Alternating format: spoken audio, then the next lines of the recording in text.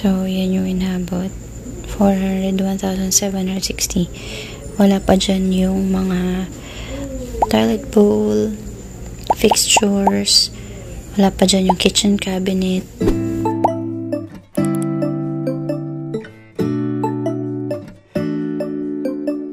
Hello everyone! Welcome to our channel. Weather was not on our side this week. It rained almost every day and we had to stop work on the roof several times. We worked instead on the ground to catch up. The team worked on the wall footing. It serves as the foundation of the partition walls. Here, they are digging a strip on the ground floor to lay the steel reinforcement and hollow blocks. So, praise the Lord, tumigil ang ulan kaninang umaga. Walang tigil ang ulan. Wow, parang kanta lang. Pero from 5 in the morning until I think 7, super lakas ng ulan. Ang problema kasi kapag malakas ang ulan, hindi sila makakapag-welding dito sa taas. Syempre dahil risk din yun, ano? Pwede silang kuryente. But then, ang ginagawa namin kapag umuulan, sa baba naman yung trabaho. But still, we pray to the Lord that He would give us clear and sunny skies throughout this week and next week para matapos namin yung bubong. Kasi pag tapos na yung bubong, pwede na kaming gumawa ng iba pang trabaho na hindi naman exposed sa elements. So, yun. So, salamat sa Diyos. On the roof when it's not raining, Brother Danny, our general foreman, and Ondo are busy working on the steel trusses. It's now week 2 on the trusses and we hope to finish by next week. We only have one working welding machine, the portable one that we bought last month. We hope to repair Mike's welding machine so we can have additional welder on the trusses to speed up the work. My husband Albert likes to look at the roof's progress from a distance so he can see the whole structure. It's hard to see it from the ground floor. Ito yung natapos nila kanina yung side na to. Nakuha na lang yung stove. Tapos sabi ni Kuya Danny, yung difference lang ng height nito, yung mataas ka dito, nasa 40 cm.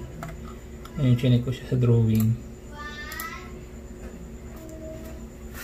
39 cm. So 1 cm lang yung difference. So almost, ano siya, exact. Yung pag-adjust natin, diba? Diba?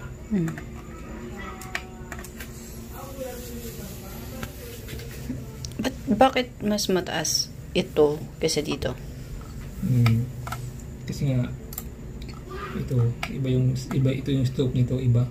Dito siya kinuha. Dito tayo nag-start kasi pag pinantay mo yan dyan, hindi siya magkakaroon ng 45 degrees. At saka kasi iba yung nasa side. Iba yung sukat mo. Pakiikot daw po. Yan yung sa kabilang side. Mas mataas ito kasi magkaiba ng magkaiba siya ng sukat. Kung mapansin mo, ito nasa 3 meters 25 cm. Ito mas mahaba siya, 4 meters 15 cm. Kaya nagkaiba yung height bubong niya. Ano to? So let's say 210 While we're here, I'd like to show you what some of our evening budget meetings look like. Right now, we're budgeting for the materials for the finishing. Sometimes doing so gives me palpitations. No, I'm just kidding. I'm sure you can relate if you're building your home too. Or if you've already built yours, I'm sure you know what I'm talking about. So, yan yung inabot. 401,760. Wala pa dyan yung mga toilet bowl, fixtures. Wala pa dyan yung kitchen cabinet. Lanay door. Wala pa dyan yung pintura. Ano pa? Bakod. Wala pa rin dyan yung staircase railing. Bale, ang pera na lang namin ay umaabot ng by God's grace, maglalabas kami ng pera from somewhere else, from the stocks.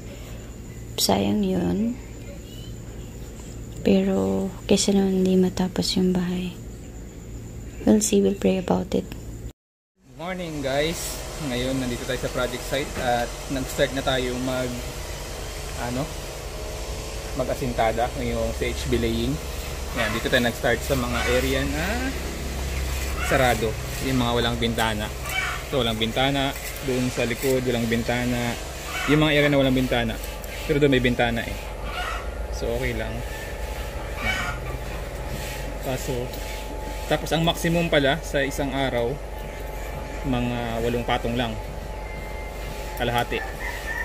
Hindi pwedeng buo kagad. Bakit? Mahirapan kasi hindi mo rin maaabot eh. Abot daw ni May? Kailangan mo ng scaffolding. So mga 8 layers per day maximum. Tapos pag natuyo, ulit-ulit.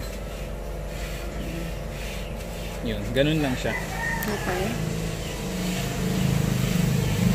Tapos yung sa bubong, kasi isa lang yung welding machine na gumagana. So ang ginawa natin, dinistribute natin yung manpower.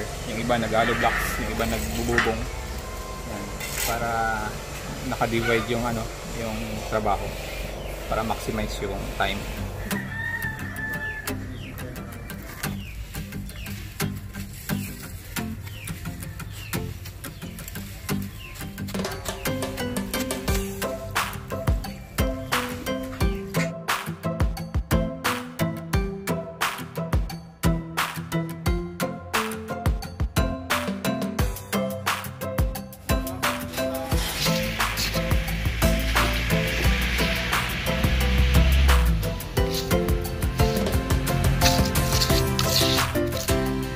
Okay, so ano yung bakal na nilagay mo? So kung yung horizontal niya para magtibay yung hindi magtumba. Hindi magtumba? Tumba yung hollow blocks. Okay, so merong vertical, meron ding horizontal. Okay. While Mike's doing the block work, June makes sure supply of the roof trusses is steady.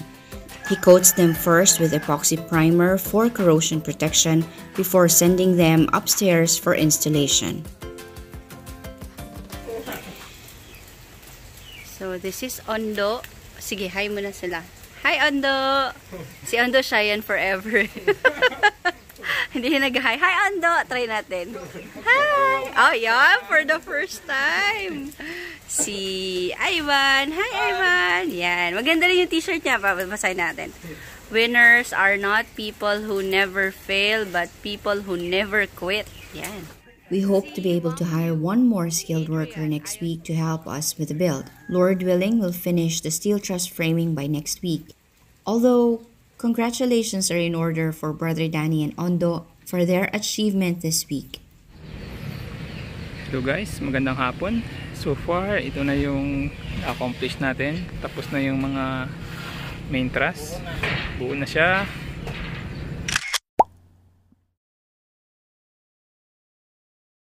Ang sunod natin na gagawin yung mga bracing niya. Ayan. Dalawa lang ang tumira, si Ondo saka si Kuya Dani. Tapos nila. So that's it for us this week. Thank you again for continuously following our journey. Before I say goodbye though, I'd like to thank everyone who watched our last video, the apartment business tips for OFWs, where we shared our learnings when we built our ABG apartments in 2016. If you haven't watched it yet, I'll leave a link on the card above or in the description box below. I'd appreciate it if you can share it with friends or fellow OFWs so it can help them in their future build. Thanks again and see you next week.